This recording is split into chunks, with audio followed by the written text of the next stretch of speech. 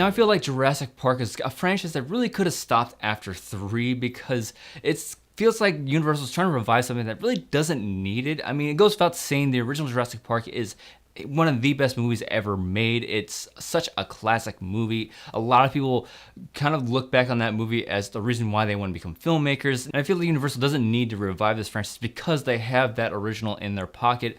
And it's really hard to sort of just recapture the magic of that movie. And I wasn't expecting this new series of movies to try to do that, but I really wanted them to sort of offer something as close as possible to that original movie, and I sort of got that with the first Jurassic World. I mean, I didn't hate the first Jurassic World. It was a fun movie to go see. It did offer a bit of what the original movie had, but this movie I just absolutely didn't like. And like I said, for the first movie, Jurassic World didn't capture the same kind of magic, but it did at the same time deal with certain aspects like humans playing God, and just because we have this ability to create life doesn't mean that we absolutely should have it. And it dealt with a lot of kind of those issues like the first one did, but this movie doesn't really have any of that. For a moment, this movie does kind of deal with the argument that do dinosaurs deserve the same kind of protective rights as other endangered species on this planet if they did in fact exist, but the movie does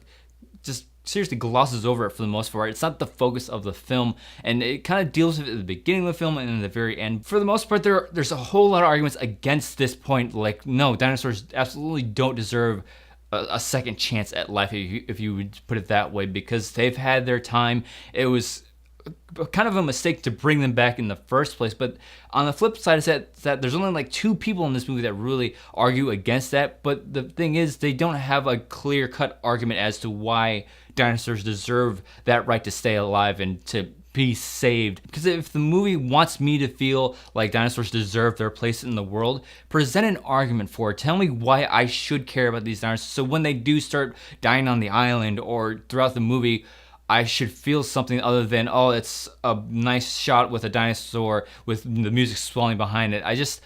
I need to know why I should care if the characters care, and they never really present that other side of the argument other than the fact that some people think dinosaurs are cool.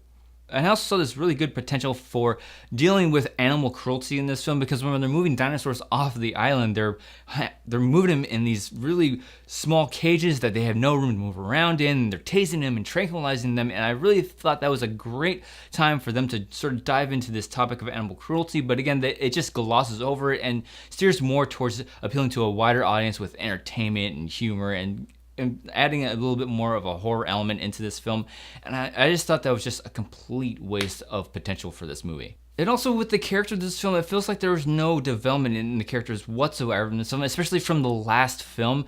I just don't see how characters in this series could go through what they went through in the first movie and still come out of it going, no, I still like dinosaurs, I want to save them. I almost died on that island back there, but I still want to save them. They deserve their place in the world. And I can't understand why the characters wouldn't look at this situation and try to stop the dinosaurs from being saved and be on the other side of the argument rather than be on the side of the argument of dinosaurs deserve a place in this world. I mean, for a split second, Chris Pratt character does adopt that mindset when Bryce Dallas Howard's character comes to him in a bar and says, hey, Blue's still alive, we need to go save her from the volcano, and he's like, no, I'm good, I'm fine with that, they can do their thing, let them die off. And coming out of this movie, I felt if you're an average moviegoer, you're going to find some entertainment in this film, because if you just go into this movie for dinosaurs eating people and chasing people around and people escaping from dinosaurs, you're going to find some fun in this film. You're going to be entertained. And because the stuff with the dinosaurs is fairly entertaining, there's some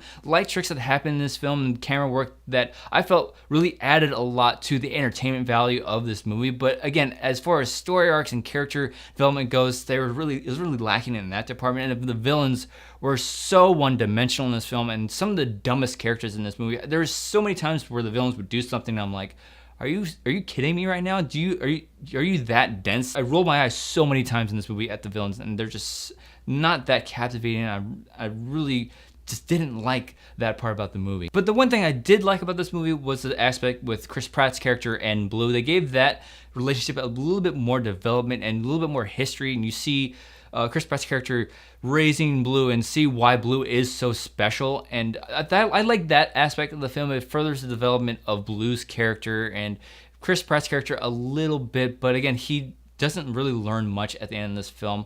So, I mean, at least the movie's got that aspect going for it. So it seems to me that Universal is less interested in making this franchise what it once was and have it appeal to a broader audience. Again, if you're an average moviegoer that's going to this movie to see a fun popcorn monster flick, you're gonna get your money's worth. But if you're like me and you're a fan of the original movie, I think you're gonna be extremely disappointed with this film, because I'm giving Jurassic World Fallen Kingdom 2 out of 5 stars.